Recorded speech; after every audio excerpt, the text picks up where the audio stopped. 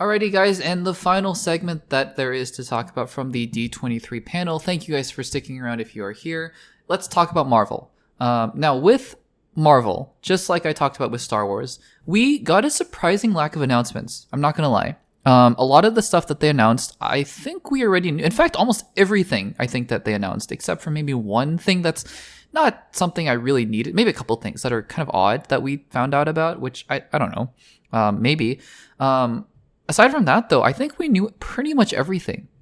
By we, I mean people who have been following along with these kinds of news things, but also the people who are following along with these kinds of news things are also the same people following along with the D23 announcements anyway. So it's a little bit of a weird Venn diagram there.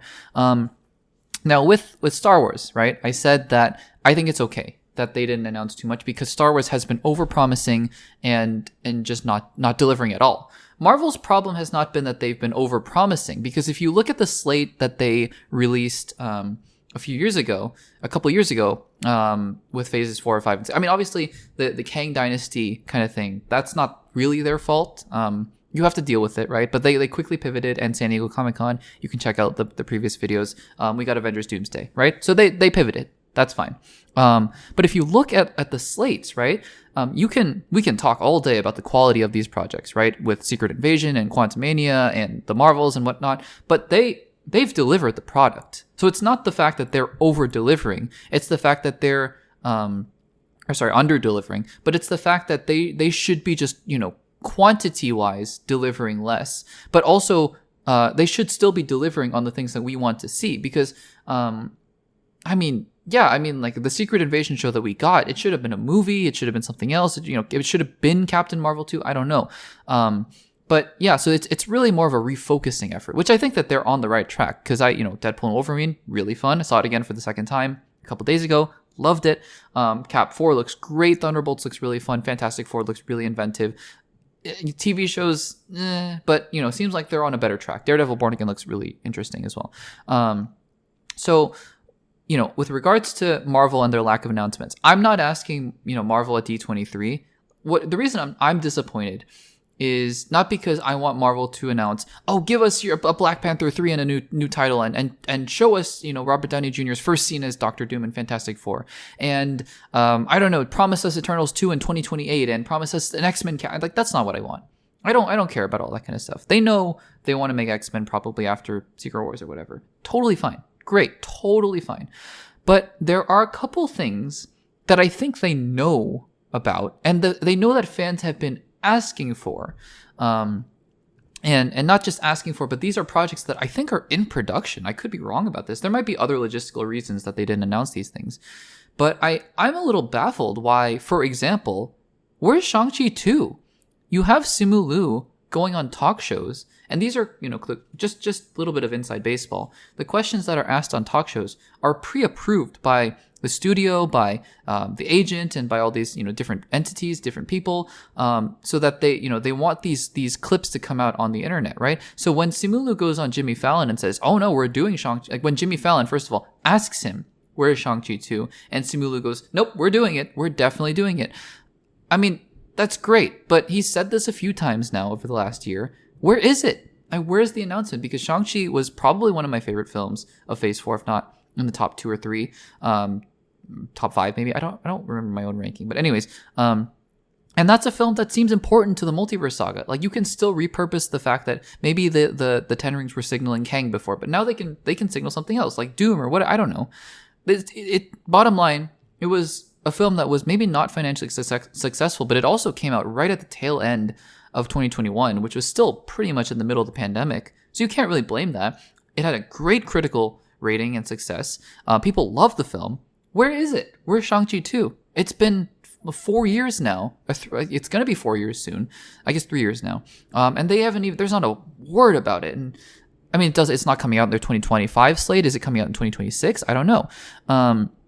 So there, that's one project. Also, what about Wonder Man? I mean, can we just get a quick update on Wonder Man? Because we know that's coming out. Vision Quest, maybe? Because the stuff that they did talk about, I was like, yeah, no, we got it. Like, we know that. So, again, my disappointment is not that I'm asking for an entirely new X-Men cast, right? I don't care. I don't want that, honestly, right now. I don't. I don't want to know who the new Wolverine is until you're like a year out from the X-Men, or a year out from his first appearance or whatever. I don't really care.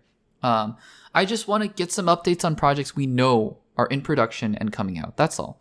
Because honestly, the less they talk about Shang-Chi 2, the more nervous I get. I mean, Eternals 2 being canceled I'm not happy about it just because I like Eternals 1 a lot, and I know I'm in the minority on that.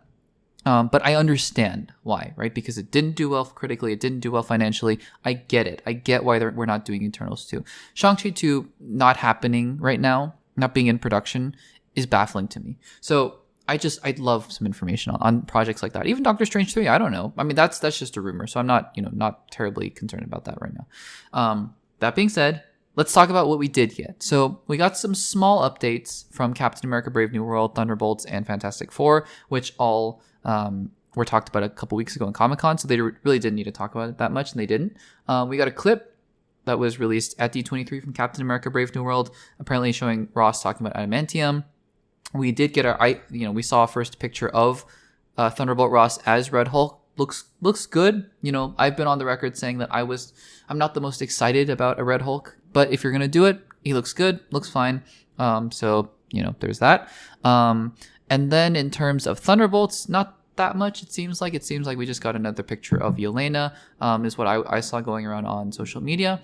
And then Fantastic Four, we got, some videos from on set. Looks cute, looks very interesting. They look like a family. Johnny's wearing the suit, or a version of the suit, which is very 60s, kind of very olden times, like older comic book runs, the Fantastic Four, not the John Krasinski version of the suit, for example. So there is that. Also, Michael Giacchino is scoring the film, and we heard the first themes and first music. Sounds great. Really excited about it. Also, by the way, just a side note, Kevin Feige, I'm 90% sure was seen at D23 wearing a Werewolf by Night shirt, speaking of Michael Giacchino, and wearing a Spider-Man hat, I think, is what people said. I saw the picture a while ago, and I don't remember. Why would you do that if there's nothing to tease about those projects? Because I would love to see Midnight Suns and Werewolf by Night again, for sure. And obviously Spider-Man 4, although I have, my suspicions that they're not allowed to talk about these Sony projects at D23, I think is what's going on here. So there's that. Because you notice that they never announced these Spider-Man films at Comic-Con or at D23. I think there's a very specific reason why. Because it's not just Marvel Studios, it's Sony. They probably want their whole, another separate panel to talk about it or whatever. So yeah, there's that. So those were updates on those 3 projects, and those will be coming out over the next year. Nothing on Blade, obviously, because Blade needs a director, and Blade may never come out again. There were briefly, just to address it, the cast of Ironheart was there. Ironheart, it's crazy. I saw something where it said the series wrapped filming in late 2022. Crazy. I don't quite know what's taking this so long. Because again, I mean, you released Secret Invasion just like that, and I don't know, that didn't turn out that well, but you did it. So why didn't you hold Secret Invasion for a little while longer? Was it because of the Marvels? Clearly not, because those two had nothing to do with each other other than Nick Fury going to space, which you could have totally just deleted that scene at the end and just had this be post the Marvel. Anyways, it's a whole other aside. I'm curious to hear what's taking Ironheart so long. It can't be the VFX, I don't think. It's been 3 years. So yeah, I mean, this is a series that's supposedly coming out in late 2025, which will have been 3 years after it was done shooting, which is a long time. But we'll have to see. It's starring, Anthony Ramos, who's great, Riri Williams, Dominic Thorne, and then also you had Alden Ehrenreich. So yeah, I mean, there's some things to be interested about for this show. It's definitely not on the top of my anticipation list, but it's coming out. But yeah, let's talk about the other 2 shows that were given more of a spotlight. First of all, starting out with Agatha All Along, we got another trailer, and I mean, look, there are things to like, in my personal opinion, because I've been on record of saying I wasn't a huge fan of the first trailer, and there's something about the show is not super enticing to me. I really enjoyed Agatha as a side character in WandaVision, which is still one of my all-time favorite Marvel projects. I am so happy they did that show, and it gives me some hope that Jack Schaefer, who show ran WandaVision, did that show, and she's doing Agatha. Okay, great. And there's some things to like from the trailer. Catherine Hahn has charisma for days. Interesting that they're doing musical elements. I think that adds at least a little bit of a different flair to it. Some of the horror elements look very fun and very interesting. I'm not a big fan of gory and gruesome horror. I'm just a big fan of just kind of not goofy horror, but like sort of scares, like creepy things, maybe like Stranger Things kind of horror, for example. Although Stranger Things season 4 got kind of into that gory horror. Anyways, but otherwise it looks a little bit boring and a little bit cheap, and it's almost like, okay, we're just gonna do 9 episodes where every episode they're on the witch's road. I guess so. My question really is more just what's the point of this show, and why are we doing this other than it got greenlit a while ago and we just need more content? I hope that's not the only reason. I hope there is some point to this. If we make a Midnight Suns, let's have Agatha be a part of it. Let's have all these disparate characters team up. So we have, Agatha Harkness, we have Werewolf by Night and Elsa Bloodstone, Man-Thing, Moon Knight, Blade eventually, Black Knight. I really hope we can make that happen, because that would be so cool. Can you imagine if they brought that lineup out of Gail Garcia Bernal, Laura Donnelly, and then it would be Oscar Isaac, Catherine Hahn, Mahershala Ali. I think that would be really exciting, honestly. So I hope they can do that someday. I hope that this is not just a throwaway. Like Echo seemed to kind of just be a throwaway. I don't know if we'll ever see Echo again, which is a little sad because I think her character has a lot of potential. But anyways, that's the trailer for Agatha. And then finally, to close all this out, I think we got the most details, honestly, from Daredevil Born Again. We had most of the cast up there. So we had Charlie Cox was there, Karen and Foggy were there, and then obviously Vincent D'Onofrio and John Bernthal as the Punisher. So that's the big thing that they talked about, is that John Bernthal will be returning as the Punisher. Very exciting. Couple other things that we did kind of know already is that White Tiger will be showing up. I think we knew that from set photos and stuff like that. Other interesting details, season 2 will begin shooting, because I think originally Kevin Feige was like, this is 18 episodes long, and I was like, whoa. But that was at the time when it was going to be this sort of legal procedural. But I'm really glad that they've pivoted now and just said, we're just going to turn this into season 1 and season 2. Great idea, honestly. I think that's a great move. And so season 2, I hear, begins shooting very soon. That's very exciting. I'm just kind of going off of, in order from things that we kind of already knew to more surprising things. Speaking of interesting things, Daredevil and Kingpin will be working together, it looks like, against, and this is the other big announcement, that Muse will be the villain of the series. And now I don't know a whole lot about Muse as a character. Did a little bit of research, and it seems like Muse is a serial killer. So that'll be interesting. I do hope Kingpin stays a little bit towards the antagonistic side, though. I don't like. I should say that there are probably interesting reasons to have Kingpin be on Daredevil's side, but they work best when they're in opposition to each other. So I hope this is sort of a temporary thing before they get into season 2. We'll see. But the other really interesting announcement I can't believe this is an announcement, but I guess it is that Miss Marvel, her dad, Kamala Khan will be showing up. Kamala Khan's dad will be showing up in Daredevil Born Again, which on the one hand, great, because I love Miss Marvel and her family is my favorite part of that show. On the other hand, what? Why? But I guess, I just didn't know why it needed to be an announcement. Like, I would have been more than happy to have seen it happen in the show, where maybe Matt Murdock is in Jersey for something and defending her family from something, DODC related. I don't know. I was, when I did my She-Hulk rewatch video, which you can check out on the channel, one of the things that I was talking about there was that I had wished that because of the legal procedural kind of nature of that show, that we would have gotten a lot of MCU cameos, not for the sake of cameos, but just to show that she's connected in this world. Like, she's a superhero lawyer.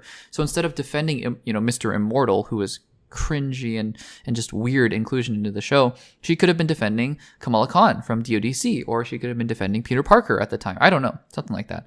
And so, yeah, I mean, I would have hoped that kind of thing would have happened. It didn't. Only real big characters there, I suppose, which I think they did really well, were Wong and Abomination. I thought that was great. And so I'm wondering if Kamala Khan will show up in Daredevil Born Again, if she's going to have a role to play. Obviously, New York and New Jersey are relatively close, so we'll have to see about that. Yeah, but that's it from the Marvel side of the panel. Obviously, kind of a lack of announcements here, but I don't know. We'll see. Maybe it's a case of Star Wars where we're just, I'm hoping that, the next projects we're going to get seem to be Cap 4, Thunderbolts, Fantastic Four, and then Agatha this year, Daredevil, and Ironheart next year. And look, I mean, as long as they're just focusing in on the quality of these projects, then I have no problem with this. I'm hoping that we at next year's Comic-Con or sometime at the beginning of next year, we get announcements of things like Shang-Chi 2, maybe a Doctor Strange 3, updates on Wonder Man, Armor Wars, things like that we know are coming. We know they're coming. And I just like to get some confirmation about that as well. But again, at the end of the day, I should say, not too disappointed with the convention as a whole. It's just not quite what I was expecting, is all. But let me know in the comments what your favorite announcements were and what you were hoping to see from the Marvel side of the panel. And guys, that'll do it for our coverage of D23. Thank you so much for joining us. As always, these clips will be posted on the channel in the coming days. So if you want to just check out a particular video, they will be up there as well if you want to rewatch and re-listen to my analysis there, or share it with your friends. If you don't want to listen to the whole podcast, totally fine. Make sure to do so. Check out those clips that will be coming out in the coming days. But otherwise, it's been a really fun couple weeks. I may be taking a break from the news-oriented podcast, like I mentioned a few weeks ago. If you haven't checked out the episode, I believe it's episode 30 I did a couple months ago, where I talked about some updates on the channel. We will be launching into a DCEU rewatch series sometime soon. And it's going to be a little bit different because I think as of now, I have the capacity to be able to do weekly podcasts for the foreseeable future, which I really want to be doing. I really like this format where I'm doing sort of a wrap up of the week, sort of recording it on Saturday and releasing it on Sunday, and then throughout the week releasing clips that if people want to catch up on what I talked about or whatever, they can do that. I really like the format, so I'm going to be doing that for the time being. But there will be some weeks like this week where I just can't. I'm going to be busy and I won't be able to do it. And in those cases, I want to still be able to release something for you guys. And so I've been kind of in the background, just watching some of the DCEU films, taking notes, and recording podcast episodes. And I really hope you guys enjoy. And so unless something drastic changes, we will be starting out with Man of Steel next week. Can't wait to get that started with you guys there. In the meantime, if you haven't subscribed to the Access Blockbusters YouTube channel, if you're watching on YouTube, make sure to do so. Give the video a podcast a like. Let me know in the comments what you are most excited about. If you're listening on Spotify, make sure to rate it on Spotify and let me know in any of the platforms how you are enjoying the podcast. That'll do it for me for this episode of the Access Blockbusters Pod, and I will see you guys in the next one.